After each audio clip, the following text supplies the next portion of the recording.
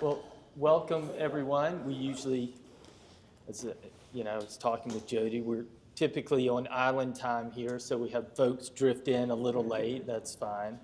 I'm Dan Turner, Head of Programming and Outreach for the Georgetown County Library, and we have a star-studded cast out there too. I see Lynn Hansen and Lee Brockington and Lydella Washington, our very own, and others out there. So it's great to see y'all coming out for Dr. Barnes, and, this is her third presentation this month alone. So she is very active giving these kind of talks for the community, keeping us informed of all she's doing out in the field as well, all around Georgetown County, and especially at the Yawkey Wildlife Center, which is a 24,000-acre heritage preserve at the mouth of Winya Bay in the Santee Delta.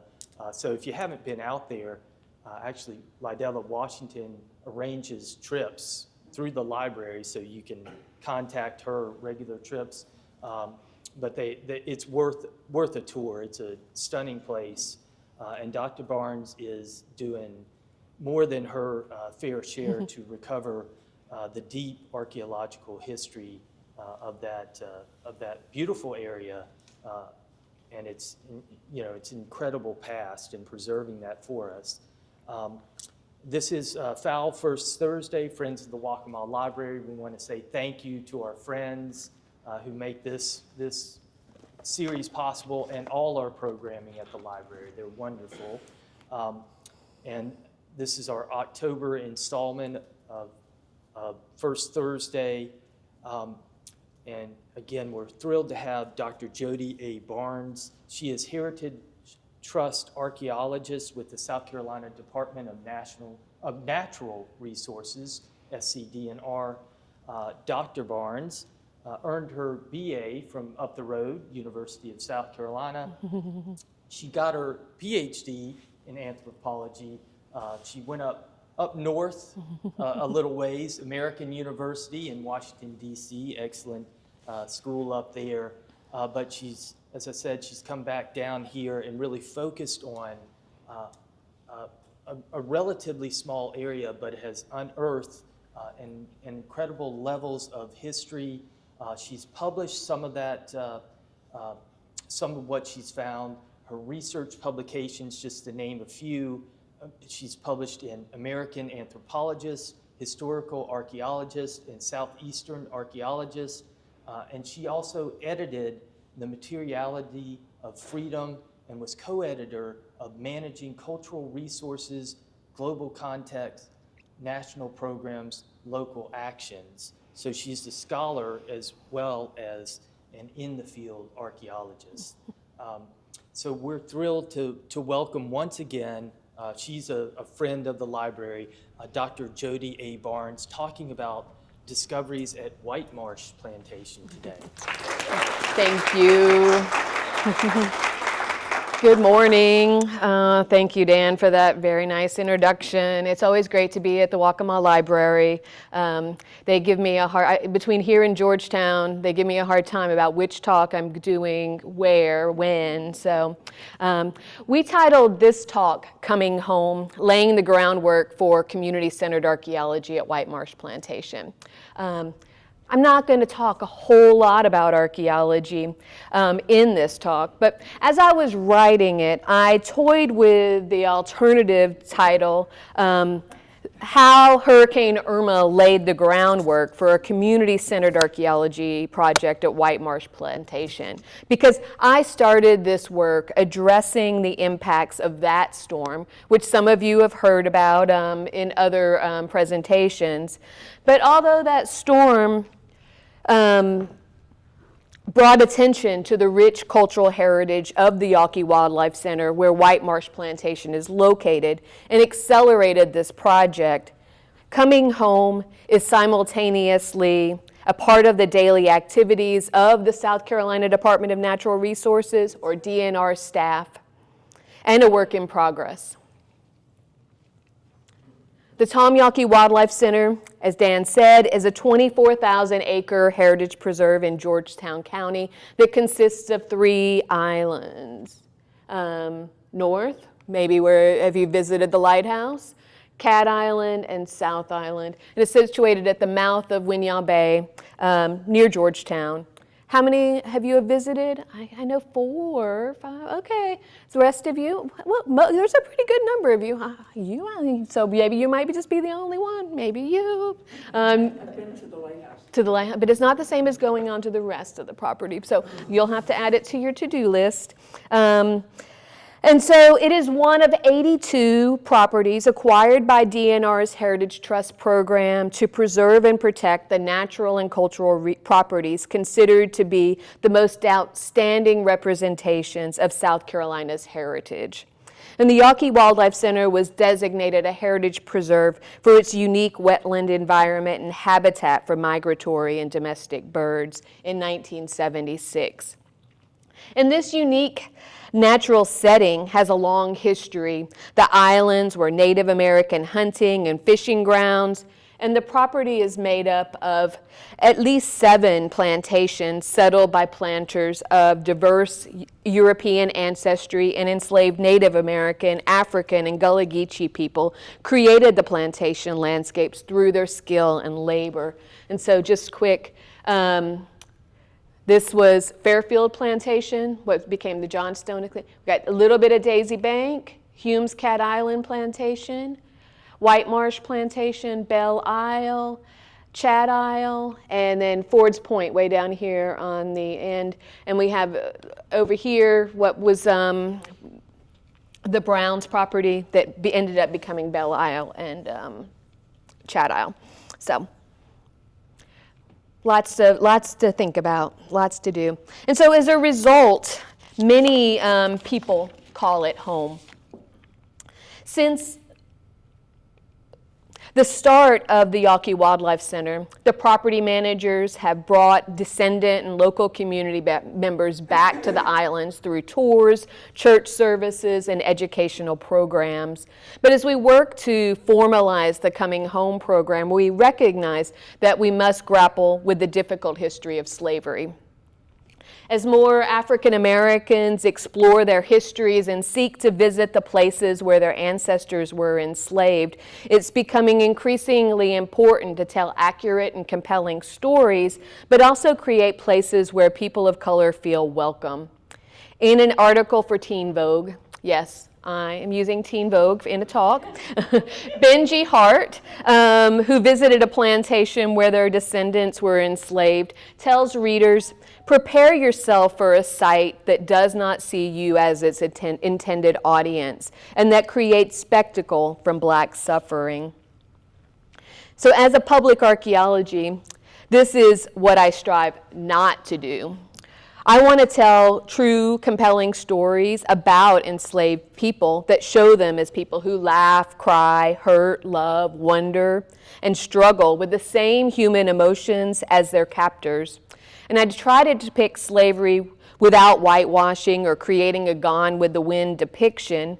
And similarly, I try to show the ways people negotiated emancipation, Reconstruction, and Jim Crow racism with hope and determination. Yet I'm still learning how to create spaces where African American and Gullah Geechee people and other represented people feel welcome. And today I'll tell you about some of the ways we are trying to build bridges and open doors to invite people home. First, let me give you a little context. White Marsh Plantation is located on Cat Island in Georgetown County.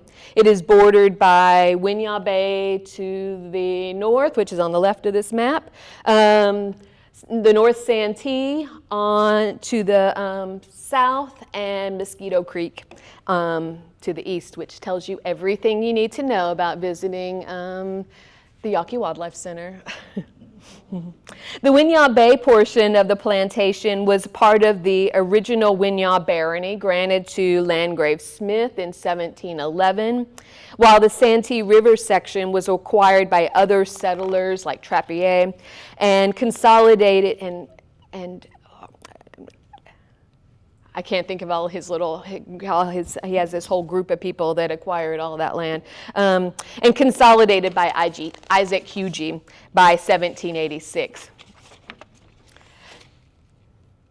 Enslaved rice growers who were brought from West Africa because of their familiarity with varieties of rice and their methods of cultivation and processing cleared the riverside swamps of timber and undergrowth, surrounded them with earthen levees, and then constructed an intricate system of dams, dikes, floodgates, ditches, and drains, transforming the low-country landscape as you see here. So if you look back at this map, this area right here is what you're seeing right here, and these are all the fields that were created in that time period, or planned at least in that time period.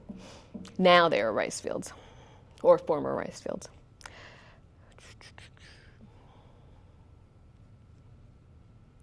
Additional research is needed to determine how Hugie's estate was divided, but the land passed from Harriet Vanderhorst Ory to Charles Munnerlyn and then to William R. Maxwell by 1825, according to plats. And Maxwell brought enslaved people to build and operate what became White Marsh Plantation. And there are numerous initiatives to identify, document, and share the names and stories of enslaved people and their descendants, like the 10 Million Names Project, From Naming to Knowing in North Carolina, the Naming Project at Montpelier, and Monticello's Enslaved Community Database in Virginia, and the naming and more locally, the Enslaved Names Project at Hobcob Barony. Sorry, I cut your photo out of that slide. And these projects use genealogy, historical records, and community input to create databases, share family stories, and honor the dignity of people whose names and lives were often obscured or erased by slavery. And at the Yawkey Wildlife Center, this is part of our Coming Home project, but we are also combining a variety of research methods, including cemetery mapping, genealogy. Here you see a family tree I maintain on Ancestry.com to trace family history. We conduct archival research, combing through family papers and old newspapers. And recently, I've attended family reunions to share what we've learned, to identify people in historic photographs, and to make memory maps with descendants to learn how they remember the landscape. And I must emphasize here that getting invited to family reunions is huge, as it requires the slow process of building relationships, and we're grateful for the people who trust us to do this work. So we are trying to name people who lived on the property across time, so the work differs depending upon the time period. For the antebellum period, or the period before slavery and the 1870 census, is more challenging because African American or Gullah Geechee people were rarely listed by name in official records. When bills of sale or wills are found, it can be difficult to read the handwriting. There are also errors in spelling and dates, and people don't have surnames. For the postbellum period, when we have the U.S. Census, there are still issues with handwriting and spelling, and there are also biases of the census takers, just to name a few. And we're compiling information for all the plantations on Cat and South Island, not just White Marsh. So you can imagine this requires the management of a lot of data. So I maintain a database of primary sources to record the names of people and the events that connect with the property. And I've also borrowed the way I record this information from Dr. Lynn Hansen, who has been working to record the names of enslaved people on Hobcob Barony. For example, in this document from the Robert F.W. Alston collection at the South Carolina Historical Society, Alston lists the names and some occupations of the 157 people enslaved on Friend Field Plantation.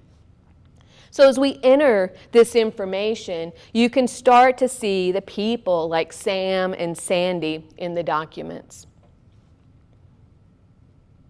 The database includes columns to add information about when an event happened, what happened, and to whom.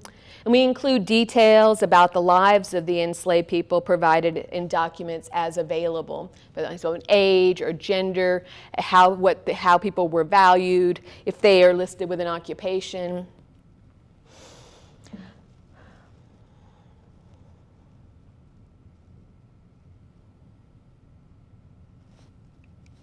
We also include information about the enslaver, the plantation, and where we got the information.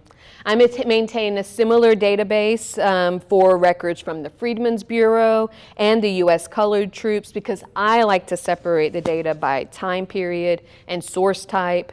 I also organize it so I can create pivot tables with the data. I could do a whole talk on just the methods, and I know Lynn could too. So let me I'm happy to take questions about that or show you some of the things that we do, but let me tell you about some of the things we've learned. William R. Maxwell married Anna Marie Johnston in 1821, and his spouse brought at least one enslaved person into this estate as she inherited Lucinda, the daughter of Jimmy and Nanny, from her grandmother in 1808. She inherited more people from her father as part of her dowry in her marriage according to her father's will, although we have yet to locate the marriage contract. And Lynn can help me with that. In 1817, Maxwell inherited 17 enslaved people, including Monday and Hercules, from his father's estate. In 1821, he purchased an enslaved boy named William from his mother, Harriet Elliott Rowan Maxwell. In 1828, Maxwell purchased 11 enslaved Gullah Geechee people, including Dolly and Venus, from Robert McKay's estate, and 11 people from Robert M. Haig's estate. And those bills of sale provide the names of a few of the people, like Linus and Peggy, who lived and labored on White Marsh. Runaway ads are another source of information about Gullah Geechee people. In 1826, Joseph, a 26-year-old, 5 feet 6 inch tall man with a black complexion and plausible speech, ran away from Cat Island, and Maxwell placed an ad in the newspaper for his return. On the right, I've included a runaway ad posted by Maxwell's son, Pinckney, or P.J. Maxwell. He posted an ad that Charles, a waiting man or a valet, ran away. And just below that ad, there is another one by Benjamin H. Wilson claiming ownership of the 5 foot 6 inch tall man with a yellow complexion. And I don't want to go too far into this dispute, but in some letters in the South Carolina Historical Society, PJ claims to have hired Charles out along with Clara, Rosa, and Rosina, a cook. And his father, Maxwell, writes letters indicating that he gave Charles, Clara, Rose, and Rosina to his son, and that Wilson should return them. And it's unclear how this dispute ends, but legal papers are another place to find information about enslaved people. In 1838, William Maxwell bought 21 people, including Beck and Phoebe, from Thomas Farr Capers. And I'm not sure if you're keeping track, but in 1850, Maxwell reported that he owned 153 people who produced 600,000 bushels of rice and raised 86 cattle on the plantation. So we have the names for about 30%, and I think that's probably a huge so I'm probably over-representing that number. It's probably less, right? Like I probably have the names for less than 30%. But if you just do the math of the number of people that I have on this screen, that's about 30%. But I'm assuming that I know from documents that people moved and changed, so that's not the only ones, right? So that number is not accurate. But I just wanted to give you a sense of what I'm able to find with the number, and it's small. Okay, so by 1860, the number of enslaved people decreased to 123, although I haven't found any records of sales or conveyances during that 10-year period. And despite their smaller population, the enslaved rice growers increased their rice production to 900,000 bushels. And the 1860 census of agriculture includes information about housing for enslaved people. And it indicates that Henry, Chloe, and the other enslaved people lived in 28 dwellings on the plantation. And no plat has been located for White Marsh. We have them for most of the other plantations on the property, but an 1896 Coast Guard survey shows 10 buildings in 2 rows extending east-west, just north of, we have the rice mill here or here, and then one of these is the main house, most likely this one, and then the various outbuildings, the kitchen, the barn, surrounding it. The map suggests the location where archaeological research could provide information about these people's lives and highlights the need for additional research to locate the 18 other dwellings on the plantation.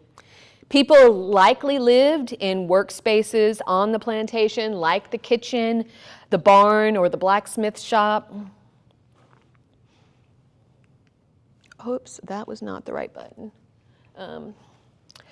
We have 2 medical bills from area doctors, Seaman Days and J.M. Brailsford. They list the people the doctor traveled to treat, including Claudia's daughter and Venus. The fact that Maxwell brought doctors to care for these individuals shows their value, as planters were anxious to maintain a healthy workforce without the purchase of new people. Unfortunately, they don't put what the ailments are. They just say, oh, we came for a visit, we provided advice or medicine, but no information about health.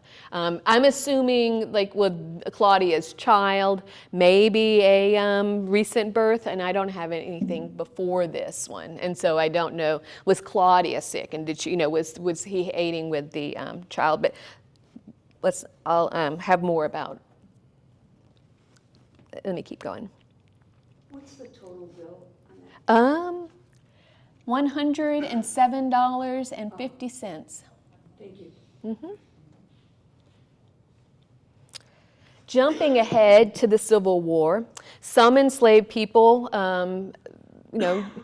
ran away and fought for the Union with the U.S. colored troops. For example, Samuel Martin, a 5'4", 18-year-old man with brown eyes and a dark complexion from Cat Island, served with the Company H with the 33rd Infantry. And we don't know if he was enslaved at White Marsh, but these documents provide information about the ways people responded to the war. And Sam died of typhoid fever in 1865. And so I don't know how to connect to his family. But if he has a pension record, which someone applied for, it might provide additional information about him and the community where he grew up. And I have a trip to the National Archives to look at pension records in my future.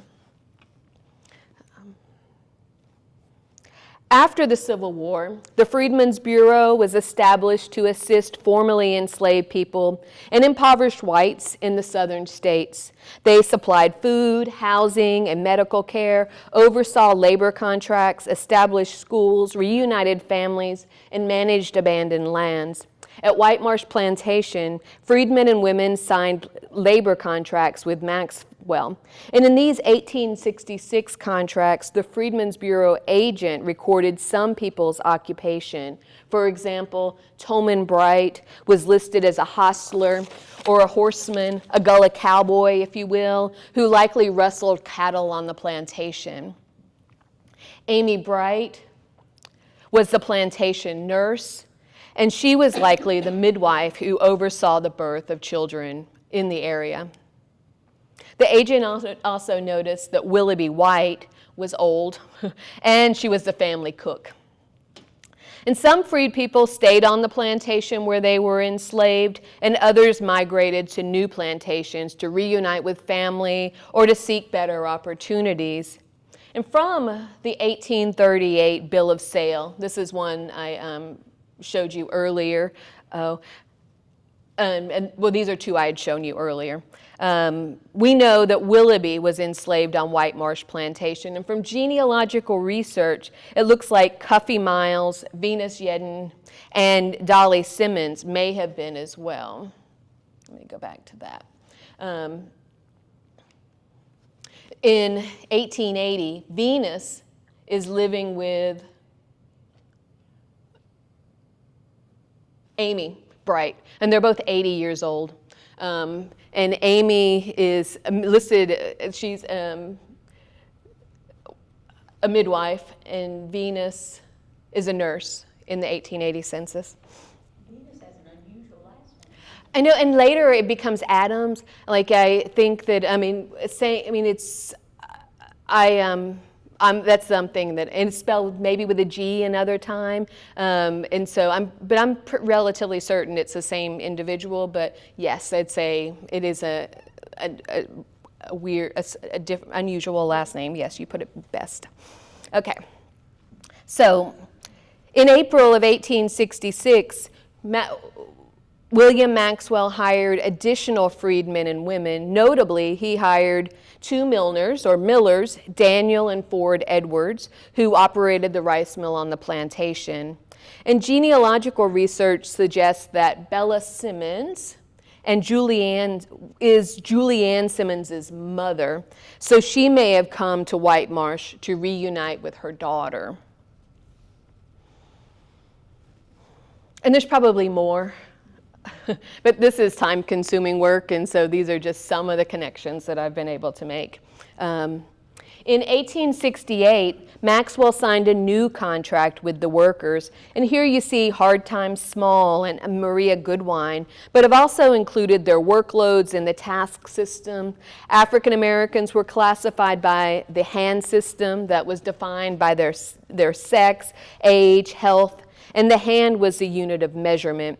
It was defined as the quantity of work a healthy adult male could accomplish in a day. Therefore, an older male might be defined as a half hand, meaning that he could only work at half the level of a healthy adult male. So Edward Edwards was likely elderly, as he was hired as a fourth hand.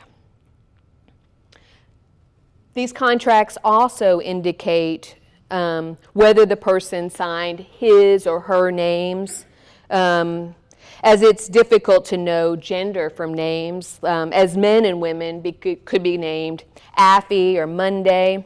And if you look closely at Rose, it says his mark. And so it could be an error from the Freedmen's Bureau agent, or it could be a man named Rose. From the 1870 census, some of the people, like Amy Bright, Cato Gardner, and Daniel Edwards, are shown living next to each other. And Amy is still likely the plantation nurse. I mean, as after I wrote this, I found her in the 1880 census, and Daniel the miller, but the census taker homogenized their work as laborers. And this is one of the ways that the skills get obscured, right? Like historically, that they become homogenized as just a laborer, when these are all these skilled individuals. And if you notice, one of the reasons I wonder if Edwards is Daniel's father, because he has a young son named Edward. I may be and I think Edwards has passed by this time, because I don't find him in the census. But anyway, that's just. As Planters struggled to produce rice. Wealthy businessmen increasingly consolidated plantation lands for hunting and fishing resorts and clubs. In 1887, E.P. Alexander acquired parts of North Cat and South Islands and consolidated the plantation's lands as the South Island Company. And by 1898, he purchased White Marsh Plantation too. And Gullah Geechee people continue to maintain the rice fields to attract waterfowl, and these hunting resorts fueled a coastal tourism industry. Visitors journeyed to the Carolina coast seeking both ready supplies of fish and game and an authentic Southern experience that included the presence of African American laborers. And this 1907 plat of the property shows 17 houses in the so here we have that same row of houses I showed you earlier, but with additional houses and additional houses here, and then the rice mill, the main house. And the Gullah Geechee men and women who lived in these houses maintained the fields and served as hunt guides, cooks, and valets for President Grover Cleveland and other high-status people who hunted on Alexander's land. He sold that hunt club to Joseph L. Wheeler in 1908, and he established the South Island Club. And the names are so close, I have to check every time, like, which one was which? To carry out a hunting, fishing, sporting, and social club. And that same year, William H. Yawkey bought an undivided half interest in the South Island Club. And W.H. Yawkey died in 1918, and his nephew and adopted son, Thomas A. Yawkey, who visited the island since he was a young boy, inherited his shares. And Tom Yawkey bought the South Island Company's holdings on the three islands in 1925, and he called it South Island Plantation. Most of the workers continued to live in the houses on White Marsh, and it became popularly known as Maxwell Farm. And his first wife, Elise Sparrow Yawkey, was a photographer, and as a result, we have a large collection of photos of everyday life on Maxwell Farm. Elise compiled the photographs of an antebellum in an album, and Bella Paris, an undergraduate student, scanned the photographs as a thesis project. And we compiled the photographs in an album, which are over on the counter if you want to have a look at them. And we were working with descendants to identify the people in the photographs. And shout out to Ladella, who's been huge in helping me with all of this. And these photographs help illustrate the everyday lives of the families that lived at White Marsh and the ways they created community in the early part of the 20th century. They established a school and a church, indicating that educating themselves and their children was important. The photographs depict people working in the fields, hunting, cooking, getting married, and celebrating Christmas. And they show people smiling and not. And they show the complicatedness of the time. The residents established St. James AME Church, and the dedication marker says it was built in 1928, but descendants and historians suggest that it is older. Historians note that Gullah Geechee people established places of worship in the woods or in barns or houses. And the building is shown in that location in that 1907 map that I just showed you. And photographs show that it was renovated. You can see that this is a new addition to the church. At the minimum, that's a new addition. Likely, you can tell where it's where it with the older, where it was smaller. So the dedication marker also indicates the names of trustees, including Hampton and Amelia or Massey Turner, and the pastor, Reverend Tom W. Brown, who officiated at weddings and honored people's lives at funerals on the plantation. There are at least 2 African American cemeteries on Cat Island or Sargent Cemetery, and Maxwell Cemetery. And the archaeology team mapped each grave marker and grave decoration with a GPS unit. We photographed and recorded the epitaphs and noted the orientation of the graves and the conditions of each grave marker, so plans could be made to repair stones and identify unmarked graves. We conducted genealogical research on each person to learn how people related, their occupations, and other information, as cemeteries are vital genealogical tools. And photographs let us put faces on some of the people buried in the cemetery. At Maxwell Cemetery, Catherine Parker and Chet Walker conducted GPR surveys and identified 94 potential unmarked graves. Here you see in the red are known grave markers, and the black are, yes, those are unmarked graves, and the white are probably, like those possibly unmarked graves.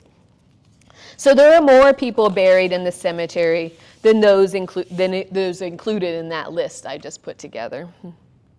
And by talking to descendants and conducting genealogical research, we have identified additional people buried in each cemetery after 1915, when death certificates officially record deaths and the locations where people were buried. Here you see the names of some of the people buried in the cemeteries without a grave marker. And there must be more whose deaths were not documented, right? Because I'm only getting this information since after 1915. So I have not done, there's a reason that the numbers look so different, is that I've spent a lot of time doing the Cat Island, and I have not done the Maxwell yet. This was very preliminary. I've learned this early on in my research, that these people were buried here from death records. But this took a deep dive, and I have not done the same for Maxwell, which it's on my to-do list, which you can imagine is long. But by talking to descendants, so in addition, descendants have helped us identify some graves. I was at Cat Island with Jim Sargent, who's seen here, whose parents are buried in the cemetery. And Jim spent a lot of time doing the maintenance for the cemetery. And I asked him if he knew who was buried at a grave where the marker had fallen face down. And he said, this is Freddie Mitchell, this is Kate Washington, this is James Smalls, and this is Mary Simmons. I did some background research and checked the documents, and all of these people were buried there. And their graves were marked, but with temporary funeral home markers or grave decorations that there wasn't a name. And so now we've marked their graves, and as a result, the descendants of Kate Washington held a memorial service and installed a grave marker for one of the matriarchs of White Marsh Plantation last year. In 2007, Richard Smalls, who was raised by Kate Washington, visited White Marsh, and he drew a memory map of the people who lived in the houses on the plantation. And I was recently invited to speak at the Vanderhorst family reunion, and I combined this map with Elise Yockey's photographs to share with descendants of the families who lived at the plantation. And the maps show the Porterfields, Charlie Porterfield up here on the right, and Hampton Turner, the Hughes, Henry Hughie, or Big Saul they call him, and also a Vanderhorst, Elizabeth Savage Vanderhorst. The Sargents, this is Jim Sargent when he was a baby. The Smalls.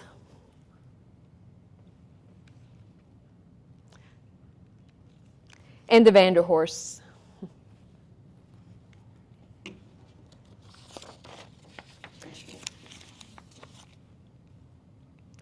In 2023, Carolyn Simmons told me where she remembered families living from her childhood growing up at White Marsh. Her grandmother was Rosalie or Chester Vanderhorst, and her grandfather was Samuel Mickle. And her memory map provides a look at the families who lived at White Marsh in the 1960s. I had good intentions of redrawing this before, but it just shows the spontaneity of us doing this. So I think sitting at Ball and Q. And you can see the shift in the families who lived in the area, with only a few of the families from the 1930s and 40s remaining. And at the Sargent family reunion this year, several family members drew memory maps with me. And here you see Jim Sargent's map. And I love that he included the community garden. And when you add the photographs, wait, so you see which Suki Myers? And when you add the photographs, it really helps people imagine what the community that is now a forest looked like.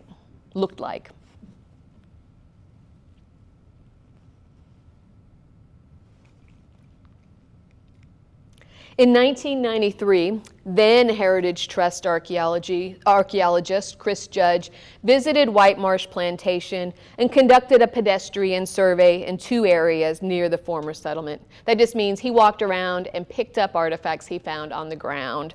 And they include foodways and personal items, but as importantly, music with the innards of a harmonica and fragments of the earliest vinyl, the 78s, which was introduced in 1912. And as we share the artifact collections with descendants, along with the photographs, we learn new stories about life on the plantation. We are also creating an interest in the archaeological research. And Lydella came out and dug with us this summer.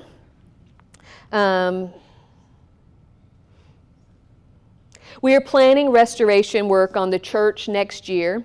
And we will do archaeology in advance of ground disturbance. And the children and grandchildren of people who lived at White Marsh are planning to participate. And I can emphasize how exciting it is to reconnect younger generations to the site. And in the future, we imagine doing more archaeology on family households and outbuildings. So maybe we can learn more about Willoughby White, the family cook, or the midwife, Amy Bright. The research has the potential, okay, pause there. The research also has the potential to support or discredit family stories. For example, the descendants of Kate Washington, shown here, tell a story about Ma Kate, cleaning ducks and chickens for Tom Yawkey. They recount that she was left with the legs and necks, while Mr. Yawkey left with the thighs and the breasts. When family members tell this story, it makes the Yawkey staff uncomfortable because it disrupts the narratives about Tom Yawkey's generosity. And future archaeology could potentially provide information about the diets of the people who lived at White Marsh, and so much more. The Yawkey Wildlife Center was protected because of its unique environmental setting, but it has a long and rich history. And by learning people's names and using genealogy to learn about family history, we are directly connecting people to the site. And when descendants visit, they get to see the faces of their ancestors and see the places where they slept and worshiped. And in the future, we hope they will also unearth the material things that add another layer to the story and answer questions that continue to bring them home. Thank you.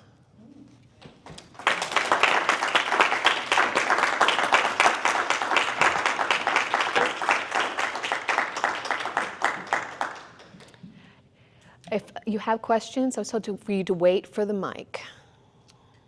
We'll do it. I'll play Phil Donahue. I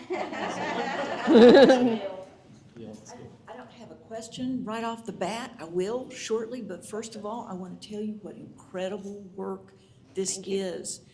Fascinating, detailed. It's blowing my mind. Thank Just you. excellent, excellent work, and I thank you for it.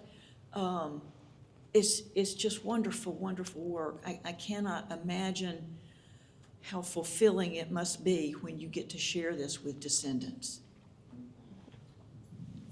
This coming from somebody who's doing amazing work.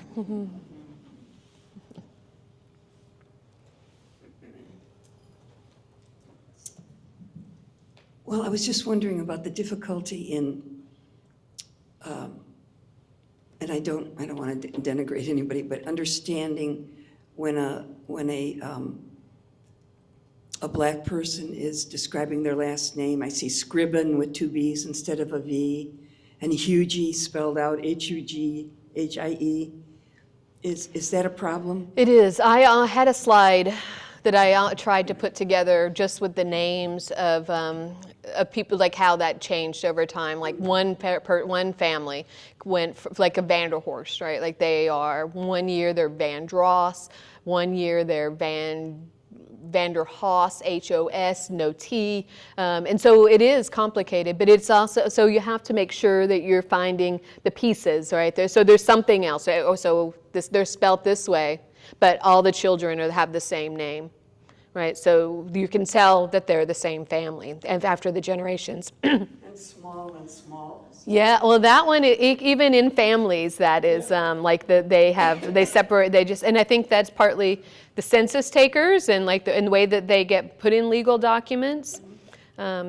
Even like there's a person buried in Cat Island Cemetery, and all his life he went by Smalls, and he is buried in was the son of a Goff, and he on his grave marker he is a Goff, and you know it took having conversations with the descendants to learn that, to figure out that they were the same person, right? That because through most of his life he went with Smalls because of his mother.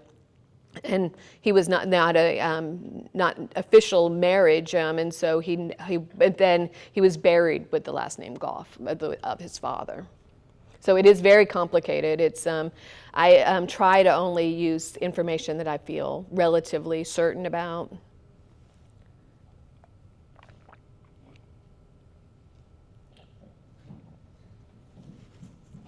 You alluded to it as you showed the chart. Wasn't it interesting, the difference in the 1850 and 1860 records?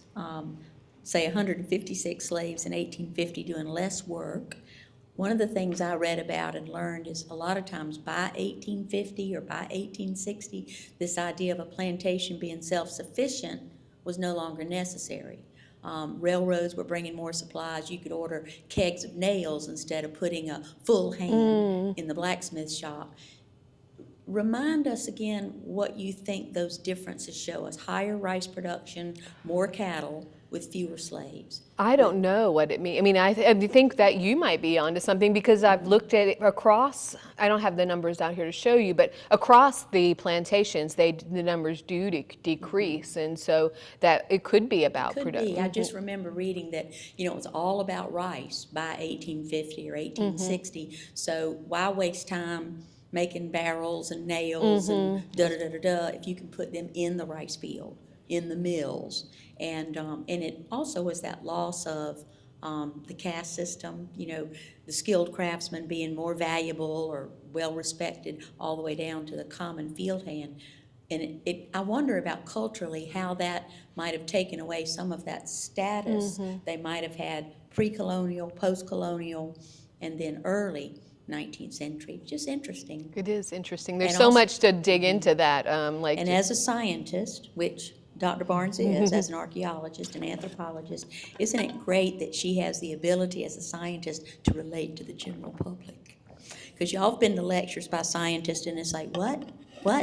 What'd they say? So, thank you. Yeah. Thank you. Coming from Lee, who's such a good storyteller, that is a very nice compliment. Y'all are just like, okay, should come here more often. Jodi, I do have a question now. Okay. And it's about your spreadsheets. y'all forgive me. Introduce yourself. Oh. They may not know you're, Oh, what you're doing. my name is Lynn Hanson, and for a number of years now, I've been working on the Enslaved Names Project, trying to identify the enslaved people who carved the land at Hobcaw Barony and made it what it is today. I mean, that the land was completely different, and offering credit for their lives, their work. And so when I discovered what Jodi was doing, oh my goodness, we just had so many things to talk about. Okay, and one of those things is spreadsheets, because this is how we record our information and keep track of it.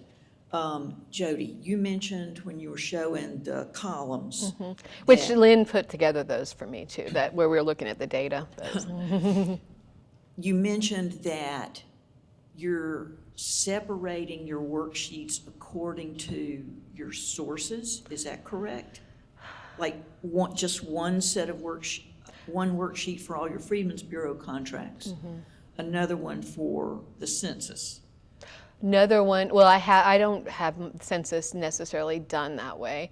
I have enslaved names, and so that includes wills, bills of sales, any marriage contracts, any of those kind of documents, Freedmen's Bureau, and then U.S. colored troops. And they could be put in there together, and I also do photographs separate, right? And so that I can just go and query the photographs. And so it makes it, I guess, takes a little step out of, I guess, if you put them all together, I could, separate it by photograph. I think it's just, maybe I'm a splitter and not a lumper. That's an excellent explanation. I don't know. Yes, real quick. Are you using Excel? Yes, it's in Excel. And it's actually Google. Well, I put it in Google Sheets, so it makes it shareable, right? So that I can share it with people. And then to look at the data, then I take it into an Excel file where I can make the pivot tables. Because that's what I really, I think what I do is a little differently, that I organize everything so that I can just click on, show me all the documents that show White Marsh Plantation, or all the photographs that show Kate Washington, and so then I can just look at those, and that can tell me, that helps me just be able to deal with all the data, or just look at everything from White Marsh. Right? Well, that was part of my question. If you're a splitter and you've got those spreadsheets split, then how do you? They're all in the same document. They're just in different tabs. I'll show you. Oh, okay. They're not separate documents. It's all in one Google sheet, but they're different tabs, and I have the tabs for maps. Just in some ways, it's just helpful to be able to look at the look at specific things. I have everything in one file that gives every document that I have, and then I have them separated kind of by time period, so that I can just manage it a little better. It's a lot of information. Isn't it just? Do you know any more about Dr. Brailsford? Was he a Georgetown County resident? We hear that name in Charleston also, or is that something we can look up for you? Yeah, I don't know. I have not looked him up. I know Seaman. He's around. He's like neighboring Plantation, right? So he's right there. He owned like a lot on South Island. I mean, so he's somebody that is in the. But I don't know Brailsford. I don't know him. Dr. Brailsford. At Duralton Plantation, Dr. Sparkman married and inherited that property from his wife, that idea. But just, his records exist. He was way up the P.D. River. But just that idea of many times a plantation owner had gone to medical school for that ability. Just like Dr. Sparkman, he was a rice planter, enslaver, and medical doctor. I just wondered if it was necessarily. What'd you say about neighboring plantations? They may have owned one? I don't know if he does. Seaman does. Seaman Days, yeah, he does for sure. But I don't know about Brailsford. I have to look him up more. Okay. Seaman was another doctor. Both that have medical. I have like their medical, like the same receipts for both. his last name, or what'd you say was Seaman's last? Days, D's, D-E-A-S. D-A-S, okay. Thank you. I have two questions for you. The first one is, how does Hurricane Irma play into this, I guess, funding? And then the other is, I saw the records were being recorded as townships and not counties. The Santee Township instead of the Georgetown, was that prior to county? That's the census, the way the census is Census organized. is just by township then and not by county? Yeah. The Hurricane Irma was how I got here, that after Hurricane Irma, did you not come to my previous talks?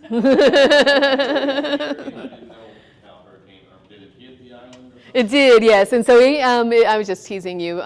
It uncovered it's one of the reasons I came to do all this work is the Hurricane Irma. It uncovered a human skeleton, and I have been working to identify him.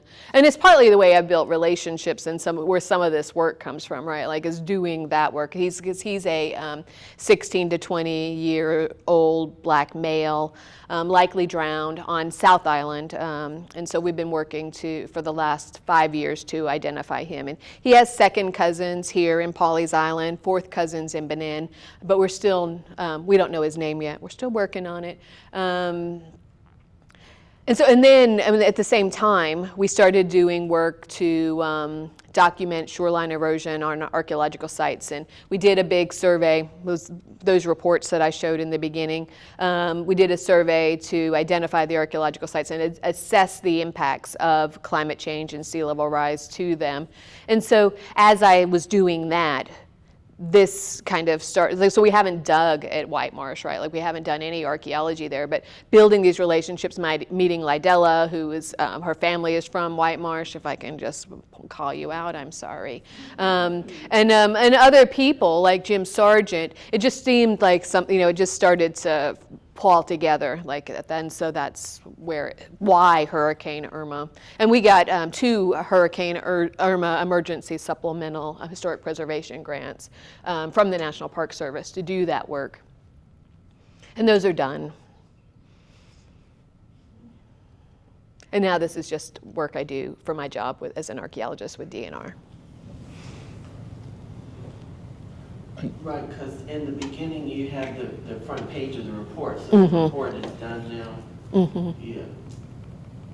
It might take me forever. There's 50 slides. But in the Maritime Museum, you have the names of the John Does, so are you narrowing down kind of the John Doe a little bit, right? Yeah, so he has second cousins. We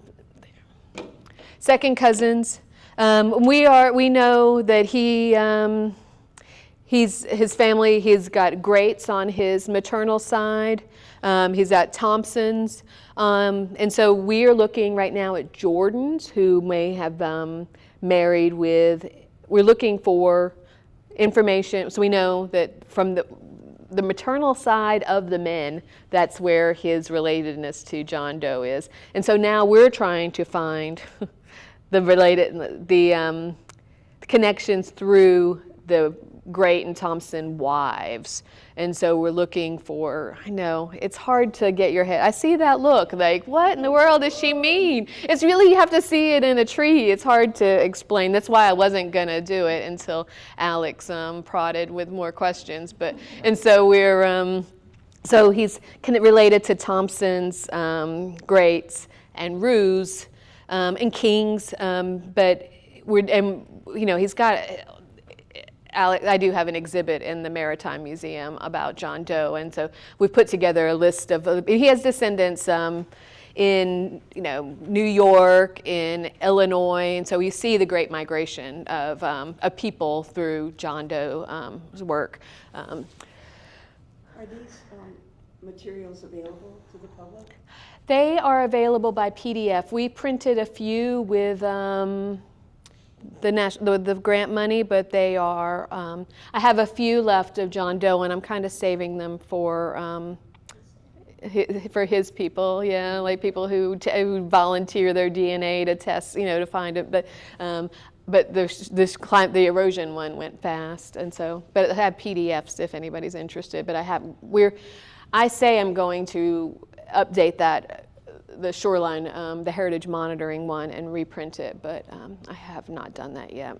It's like one of those things, like soon as we printed that, it's like you found all this new information, and so it's redundant. It's like I need to do the whole thing again, because we just find a new map that changes everything we know about it. One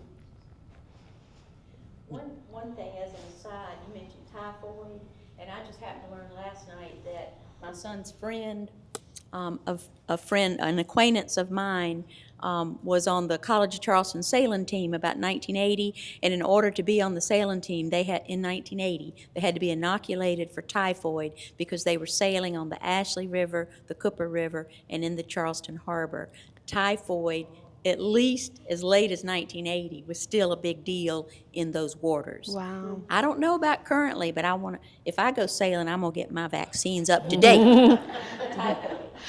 Well, I've been doing work on in Beaufort too, on Coosaw Island, and there I've seen a lot about typhoid, and so I had not seen as much about it until Samuel here, but I had come across it with the people who lived on Coosaw, and that's something I'd love to talk to you about, because.